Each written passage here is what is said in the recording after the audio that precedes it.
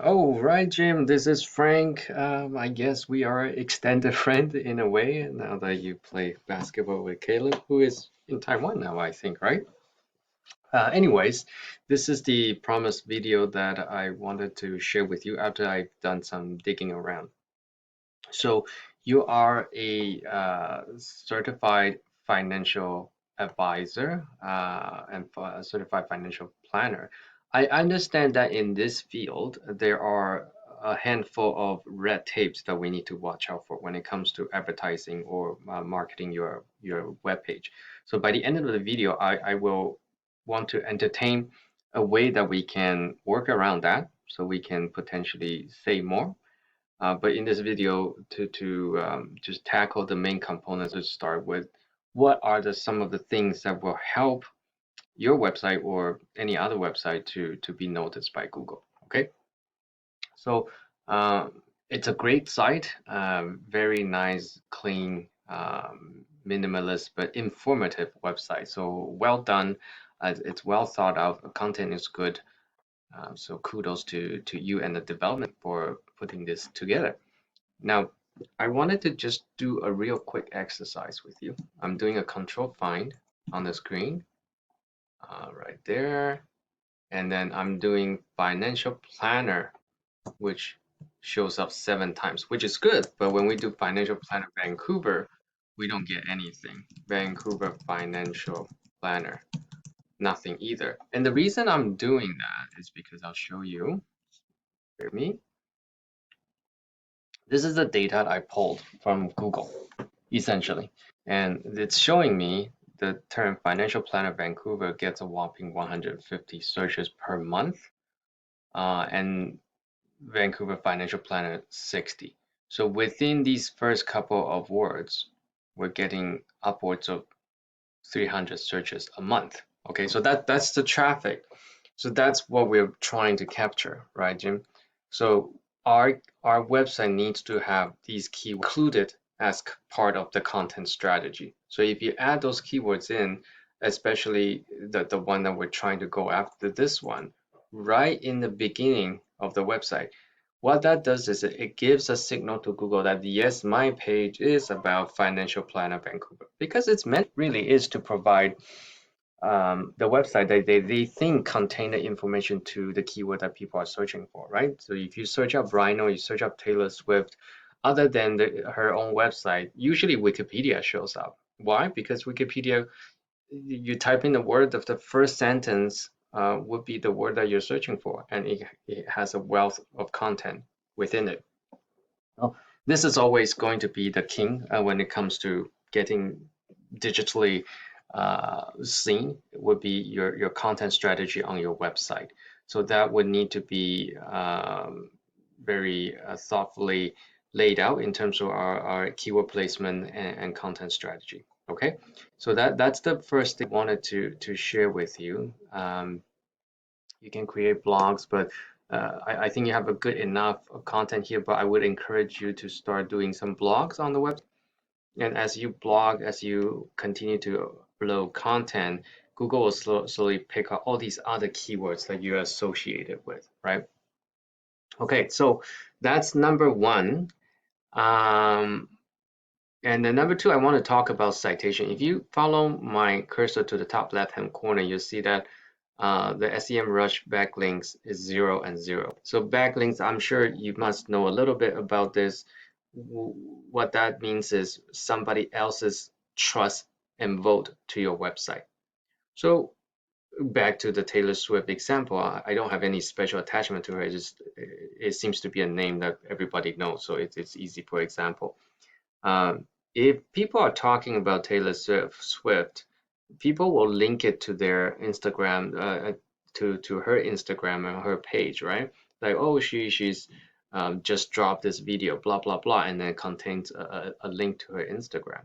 That is a backlink, and you can also interpret this in a way that you are a uh, you're running for a role inside a committee amongst you certified financial planner, and the more votes you get, the more likely that you're gonna get elected.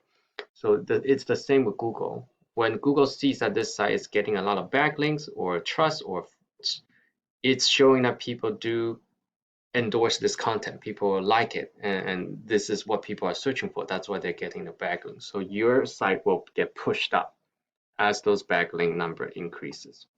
Okay. I typed in financial advisor Vancouver, pacificspirit.ca comes up first, which is this site. Okay, and then if you follow me to the top left hand corner, you'll also see that they have 42 backlinks, subdomain 214. I use another tool here.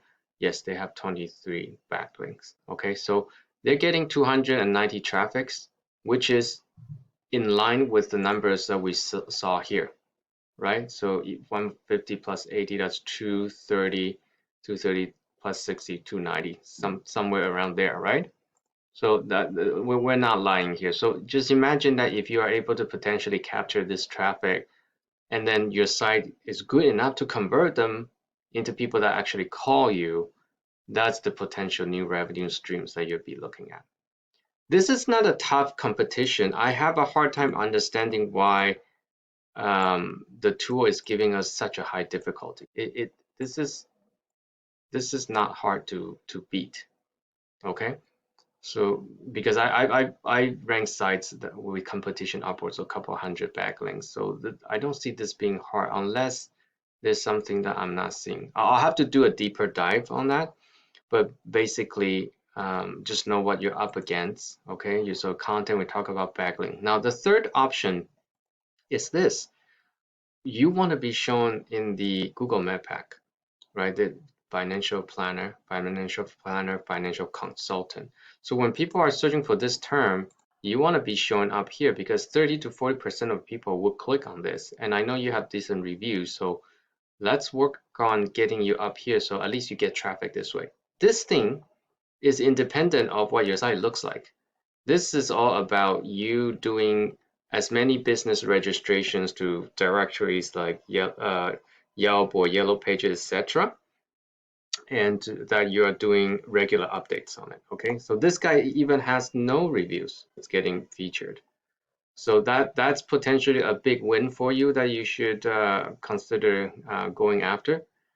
And then when you rank like these guys, Pacific Spirit #1, and if Pacific Spirit is also up there, you're gonna rack in most of the traffic when people are searching for this term. Okay. Planning. Let's do that and see what happens. Is this the same good group? No. Right fit is continually on top. And then there's this one too. Okay, so we can basically reverse engineer this and see what they're doing. But you see that their backlink is a lot more over here. Okay, so that's what you're up against. Okay, now back to what I mentioned in the beginning about potentially bypassing some of the red tapes to certify financial planners on marketing and advertising is we can set up what we call a lead generation site. Okay, get that site rank and have those leads come to you. And on that lead gen site, because it's not a licensed entity, I think it would not be under the scrutiny of the school or of the certification committee, right? So it can say a lot more things. Of course, we're not going to guarantee any results, but we can say obligation-free consulting. We can talk. I'm not very knowledgeable in this area, but a lot of things I know you cannot say. But if it's a third-party site, it can say it. It can be we can even name it Vancouver Financial Planner.ca, right? So when people are searching for terms, you get found, and then when they call, we'll say, yep, we'll forward you to a certified financial planner, Jim, interview. And then when you come and you say, yeah, I work for Pen, and I want to pronounce correctly, Panorama Advisory Group. So at that point, it's your client, but the gateway that they come through would be through the lead generation site. Okay, so just wanted to leave that with you. You can have a a thought about that to see if that's something beneficial, something that's what you want to do. Otherwise, I welcome your comments and thoughts and questions. All right, thanks, Jim. We'll talk soon. Take care. Bye bye.